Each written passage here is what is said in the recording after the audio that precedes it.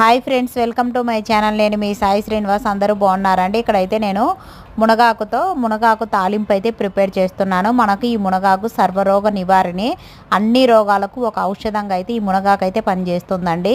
ఇలాంటి మునగాకు మనమైతే చాలా తేలిగ్గా అయితే వదిలేస్తుంటాము. వేలకు వేలు ఖర్చు పెట్టి కొనేవైతే చాలా తొందరగా కొనుక్కొని తింటాం, కానీ ఇలా ఫ్రీగా వచ్చే వాటిని అయితే చాలా నెగ్లెక్ట్ చేస్తాం కదా.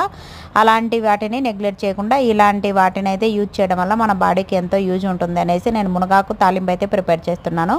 దీనికోసం మునగాకులో కొద్దిగా కందిపప్పు వేసుకొని ఉడికించుకొని పక్కకు ఉంచుకున్నానండి. ఇప్పుడు మునగాకులో వాటర్ మొత్తం పోయేంత వరకు అయితే పిండి వేసుకొని పక్కకు ఉంచుకొని ఇప్పుడు పోపు అయితే వేస్తున్నాను. పోపు కోసం అనేసి ఆయిల్ పెట్టేసుకొని ఆయిల్ కొద్దిగా వేడైన తర్వాత ఆనియన్స్, ఎండుమిర్చి, పోపు గింజలు, కరివేపాకు, ఇందులోనే కొద్దిగా కొబ్బరి కారం అయితే వేసుకొని మనం ముందుగా ప్రిపేర్ చేసుకున్నటువంటి ఆకునైతే ఇందులో వేసేసుకొని కొద్దిగా సాల్ట్ వేసుకొని కలిపేసుకోవడం. అంతే, మనకెంతో టేస్టీగా ఉండే ఫ్రై అయితే రెడీ అయిపోయింది.